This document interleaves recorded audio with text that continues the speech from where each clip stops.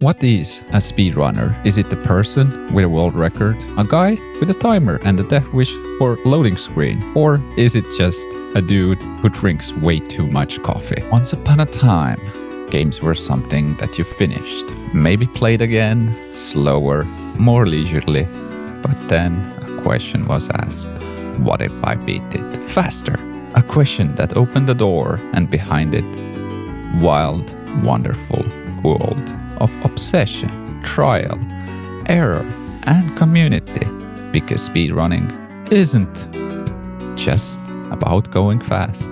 It's about problem solving, reinventing, overcoming. It's about making the impossible possible, one frame at a time. Every runner starts the same way. Watching. You find a video, a stream, a run with tricks you don't understand, and you think, I could do that.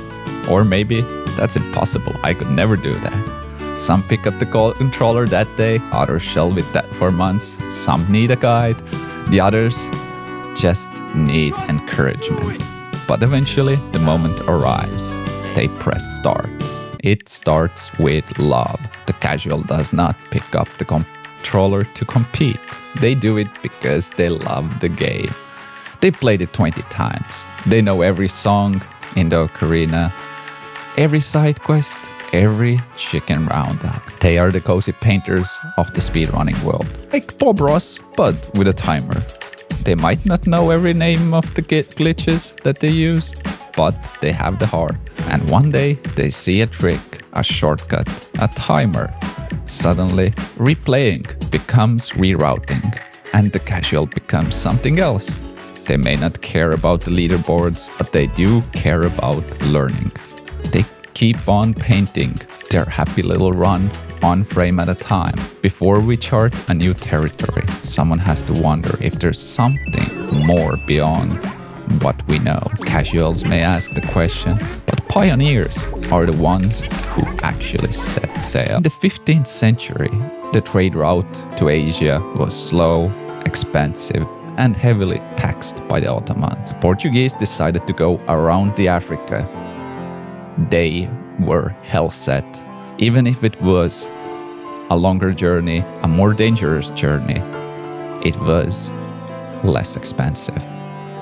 Then someone proposed a new idea. What if we go the wrong way? That was Christopher Columbus. He did not find what he was looking for, but he found something new.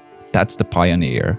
They don't follow the meta, they remake it. They dig through patches, versions, languages, hunting for skips no one's noticed yet. They test, they fail, they try again. They're the reason Final Fantasy VII has a skip, breaks the world map in half. They didn't find the route they wanted, they found the faster one that no one expected. Even pioneers need engineers, those who can turn the discovery into precision. During World War II, Turing did not fight with weapons, he fought with logic. He cracked uncrackable codes by thinking like a machine. That's the techie. They don't just play the game. They reverse engineer it, they map out the memory, decode collision layers, manipulate save data. They warp space, skip rooms, and bypass mechanics entirely. To most, it looks like magic. To them, it's just another day with basic math. Elegant, brutal math. They're the scientists, the ones who break the rules and turn them into blueprints. But not every run is solved with memory and math. Some just require pain, practice, persistence. In Rocky, there is a nobody that goes the distance.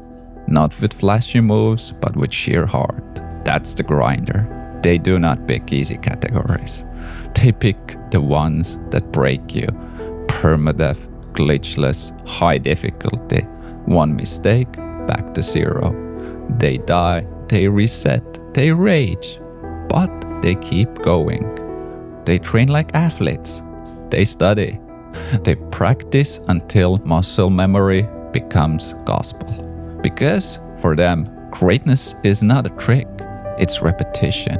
And when the run finally lands, nobody celebrates harder than the grinder. But sometimes, amidst the sweat, the retries, the rage. Someone else rises and they just get it. They drain too, they fail too, but somehow they rise faster.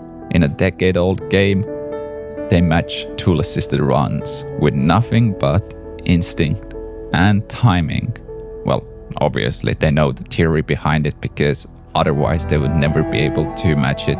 But it's not luck, it's not talent, it's something else. Mozart composed symphonies at 5. Bruce Lee once said, "Be like water." Jazz musicians don't memorize, they respond to the natural. They don't skip the grind, they embrace it, they feel it, they breathe it.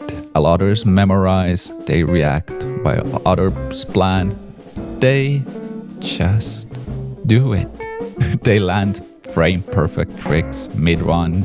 They adapt without blinking. They make hard things look beautiful. They don't need to prove anything, but every time they play, they remind us what is possible. It's the casual who fell in love, the pioneer who asked, "What if?"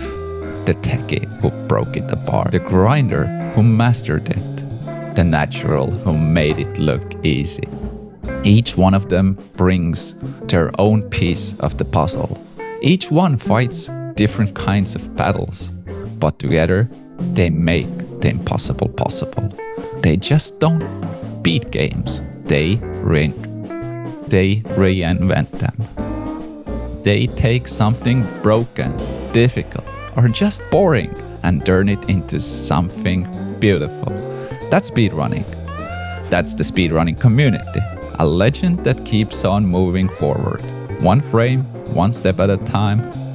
Because even in a world of skips, warps, and exploits, you still have to press start. Hey there, as an ending I wanted to mention that I dislike labeling people into boxes. I think everyone can find something they relate to here. And thanks for watching.